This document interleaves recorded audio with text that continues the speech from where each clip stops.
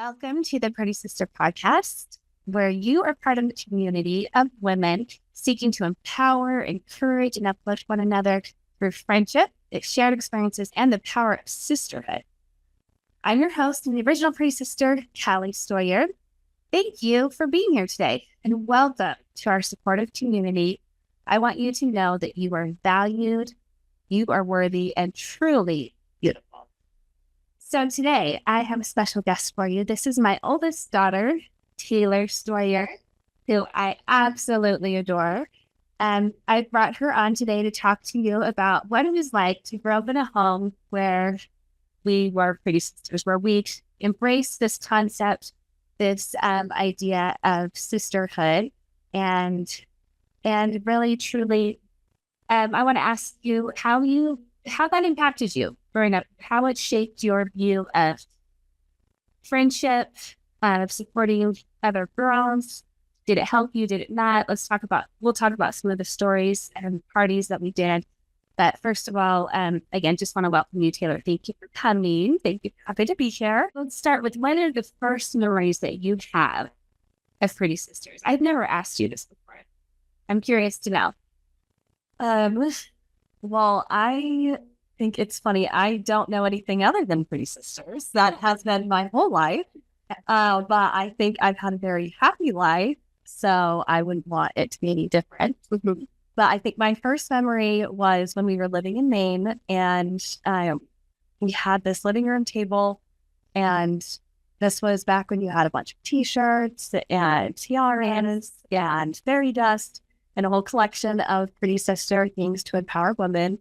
And I remember me and my friends used to go find those boxes in the dining room and get into all the stuff, because we wanted to wear the tiaras and we wanted to have the fairy dust and we wanted to wear the pink T-shirts that were so cute and we wanted to match. And so I just remember going in and stealing some of your stuff with my friends. You did it. I did. Oh my goodness. But we were really cute Pretty Sisters together. So, well, yeah, I do remember you and your friends wanting to be Pretty Sisters.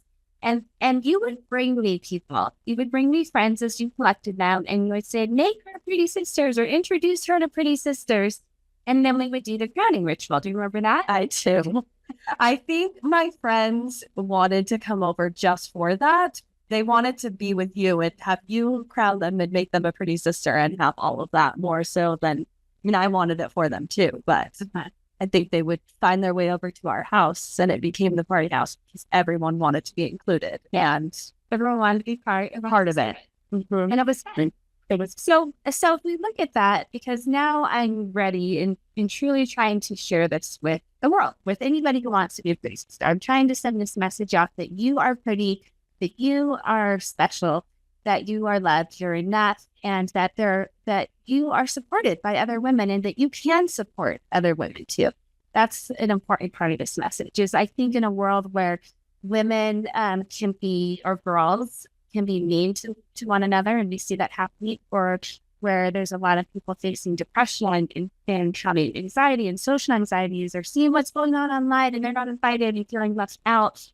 Those are things that just, it gets me, because some of the principles of Pretty Sisters and some of the things I taught you is that we don't leave people out, and that we honor inclusive, and that we value and love our sisters, and we support one another. And so it's not a concept of, or it's trying to change the narrative so you don't feel like, gosh, if I do well, that somebody else does not as well, and that's competitive. Instead, it's supposed to be supportive, that we can all do well together. So having refreshed your memory, if it needed any refreshing at all on some of those things, why do you think your friends were craving that? I think because they didn't have that taught to them growing up. I think there were so many times where I remember when I would go to school, and just to your point, be thinking about all the different things that other people might be saying about me or friends, and just in my head wanting to know if they liked me, or if I was going to walk to the bathroom by myself, if that meant they were going to judge me while I went. Like, I think all of us growing up are just really insecure about some of those things and worried about it.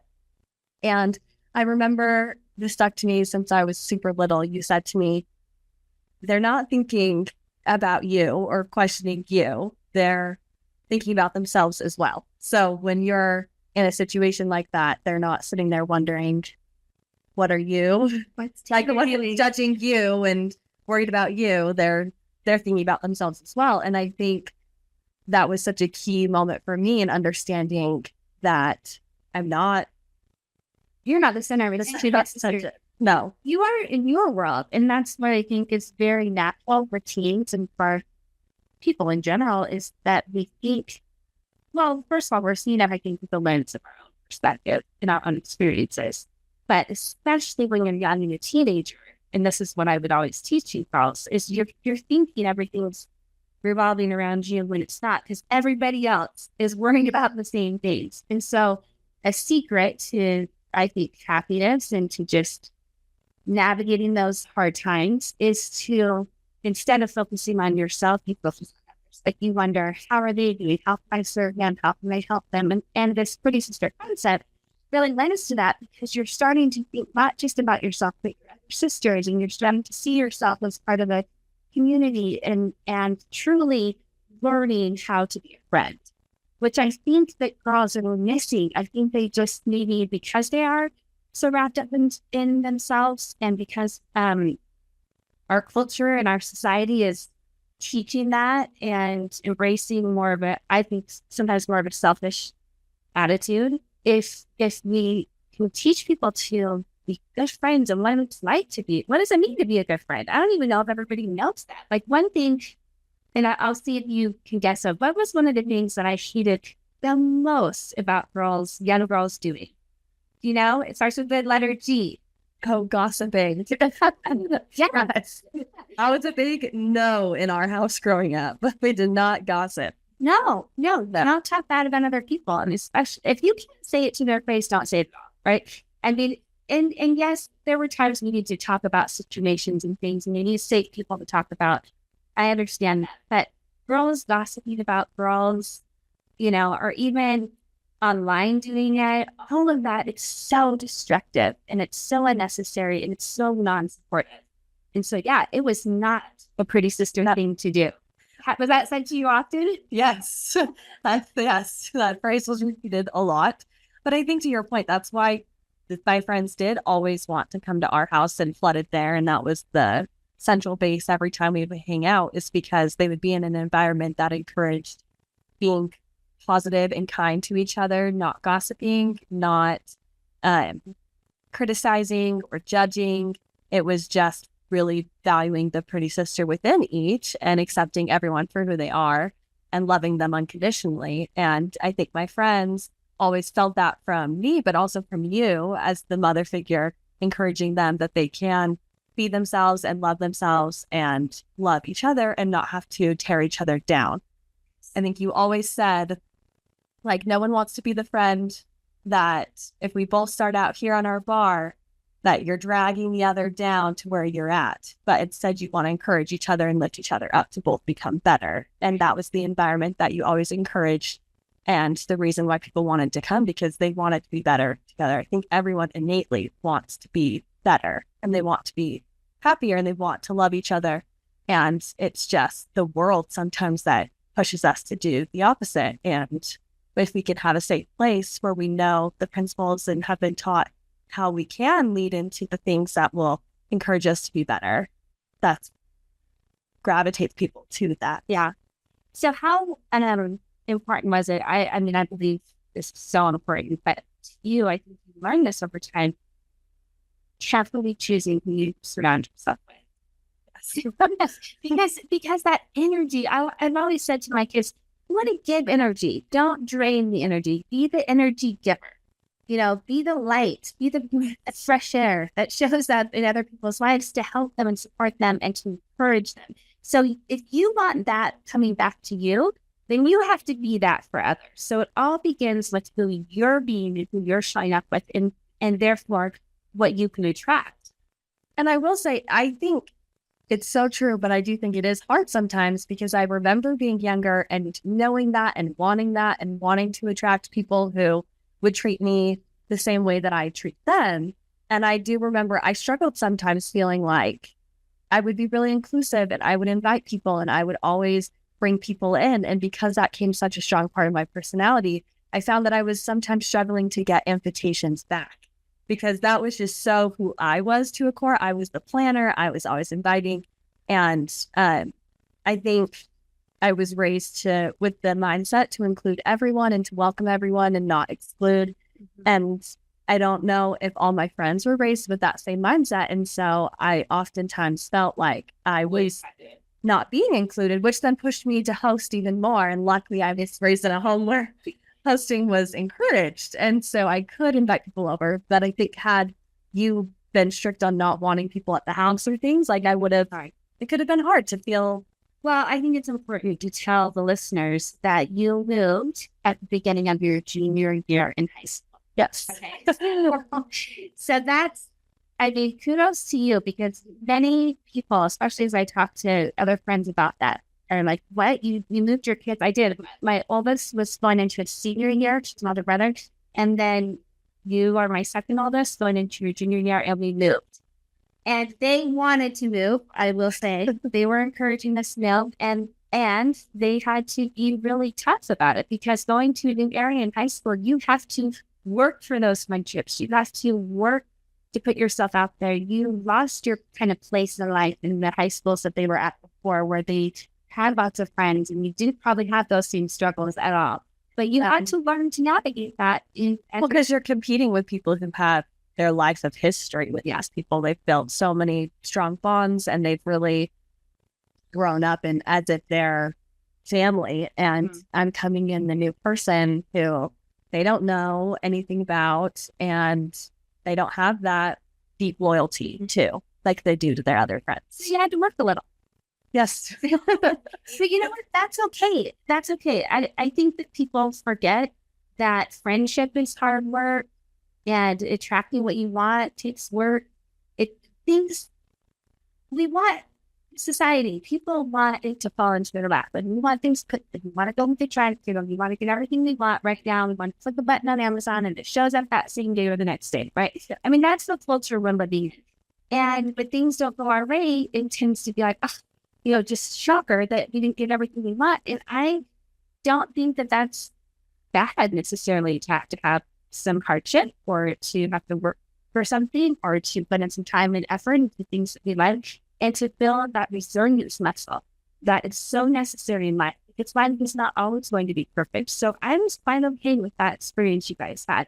And I was so proud of you for the way that you navigated it because you didn't give up. You did invite. You did post. You did, when you saw people doing things that you weren't invited to online, because yes, that's the way our world works. You rose above that and, were able to be okay.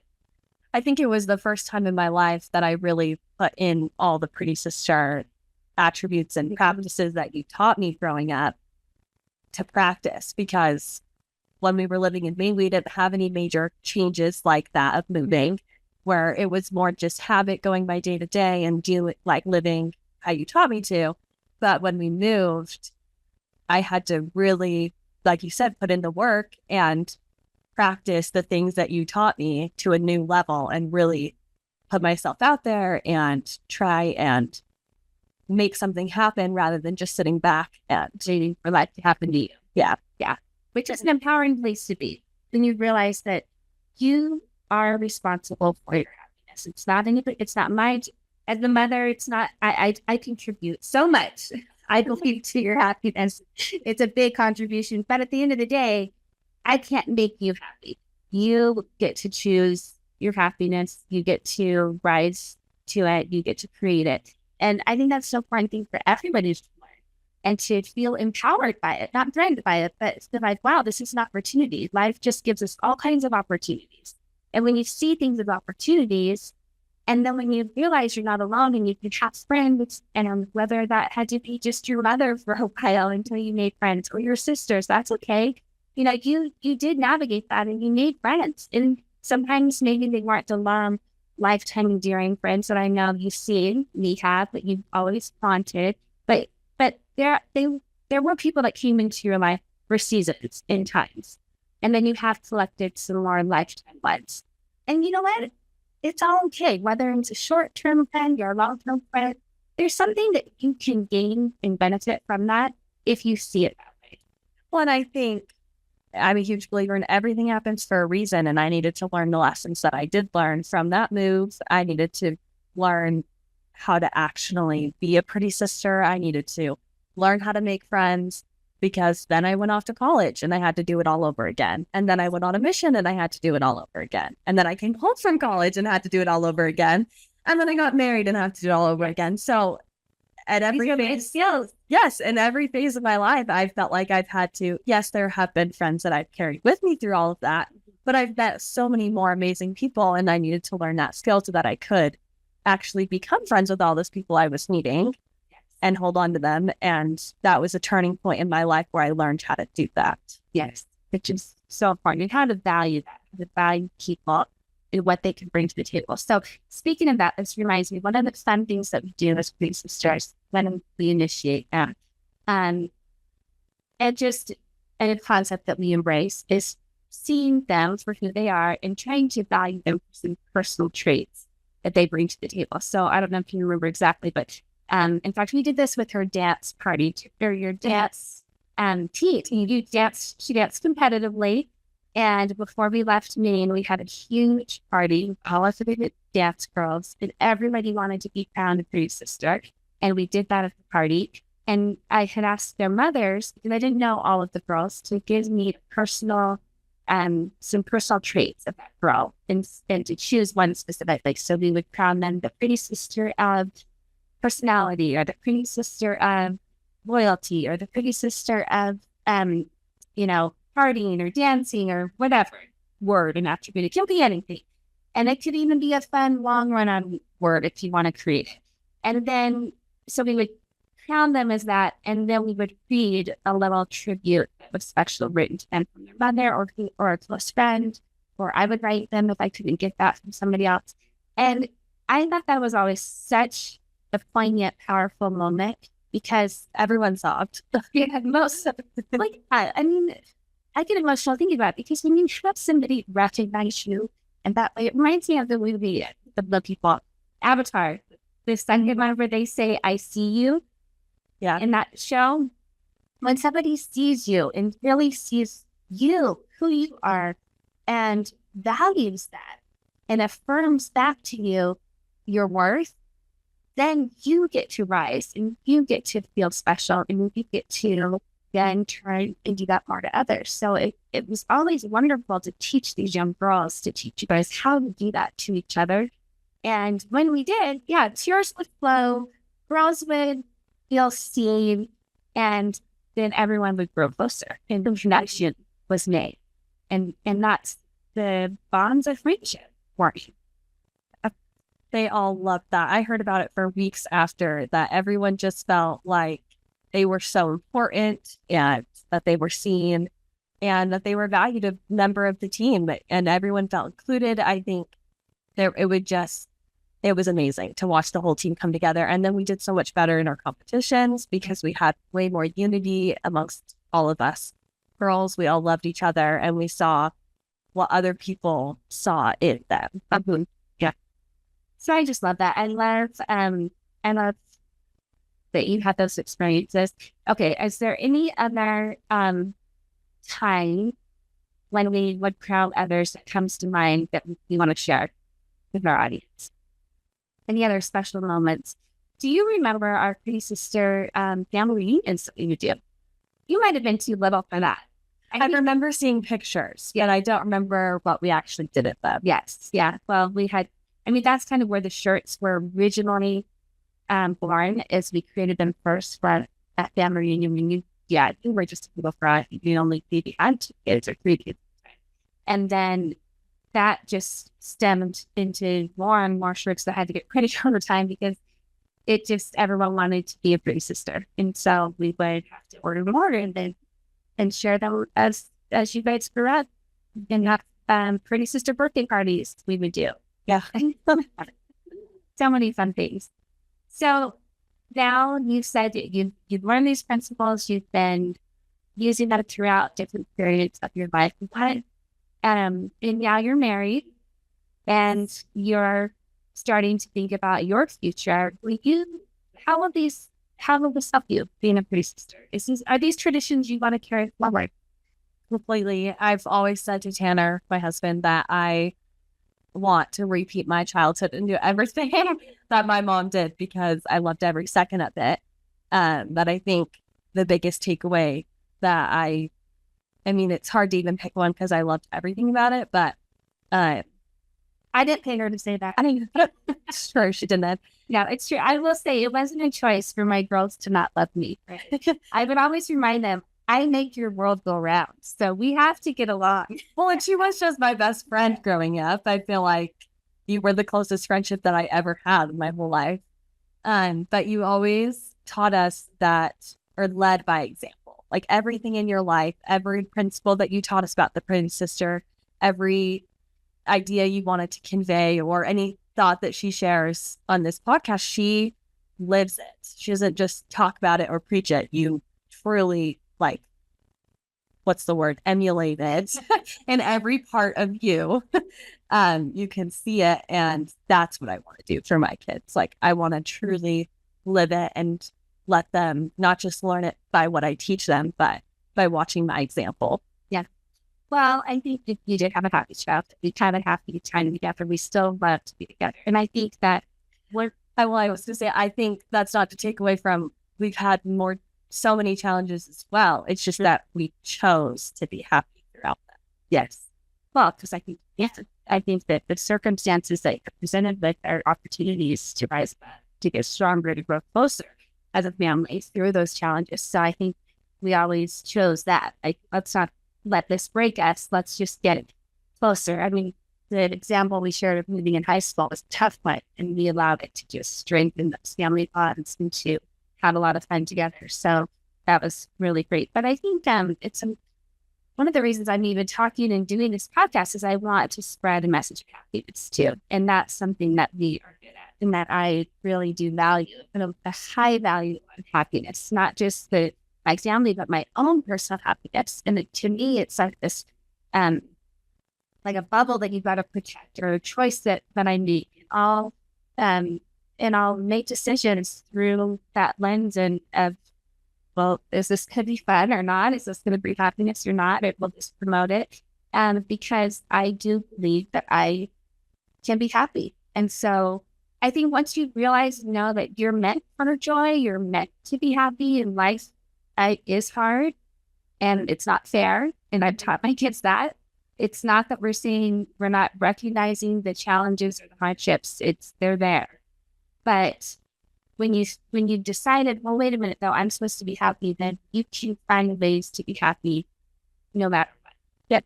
And I think one of the biggest scripture takeaways that I've ever had was the simple line of wickedness never was happiness. Yes. And that is something that you've always taught, but wanted to prove to us in our lives, that you would take us on adventures and show us where happiness and joy truly comes from.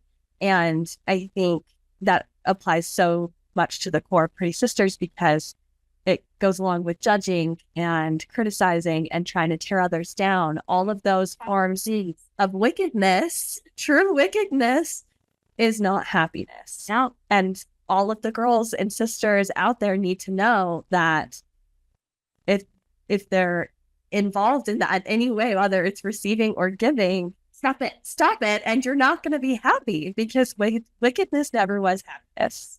I love that. I love that. It really seems like you've got that lesson too. You're not you know that, Chuck.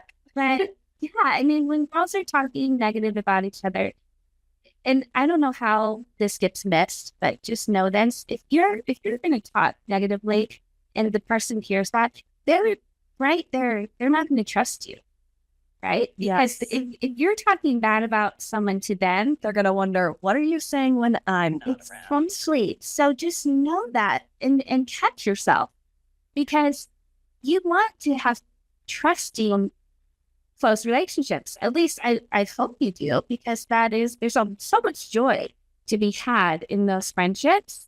And so much fun to be had, so many dance parties that could be had with your girlfriends. I mean, imagine the possibilities But if you're not trustworthy, if you're talking bad, or if you're, and it's not Gossiping. yeah, if you're gossiping, it just immediately, you're not going to be trustworthy. And that people are going to pull away and be a little bit protective of that situation. And that's the drawing, kind of the draining of the energy that I talked about, where you want to have energy, you want to have joy and happiness, you want to be supportive, you want to compliment, you want to see the good. You don't want to be that drain, so that then people will want to be with you. And we can't always be up. I know that. Well, you can't. There's a difference that lets you sometimes. Yeah, and there's a difference between gossiping and sharing with someone who you do have that trust with in confidence, how you're really feeling and expressing your emotions, because that's equally as important. You have to still be able to express how you're feeling so that you can work through it and choose happiness despite those emotions. But that's different than gossiping, because when you're gossiping, you're picking up bad in others. Yes. At its core. And you can still confide in someone that you trust without doing that. And that's so important.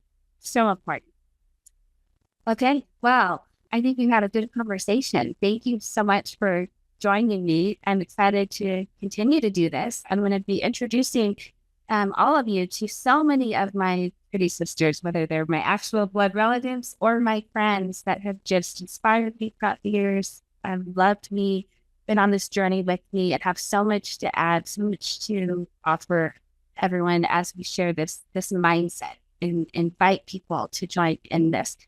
Although before we wrap up, I just thought of one last question that I want to ask you, and I'm going to probably ask everybody that comes on, because such an important thing and part of this Pretty Sister concept has been to always dream. It's a word that I love, and I've tried to teach my daughters and inspire in my friends as they've inspired it in me. In fact, this is a dream for me to finally share this in a large way. What did you learn growing up about dreaming? I believe in dreaming so big that like beyond anything you could ever imagine, because I believe we can make our dreams a reality.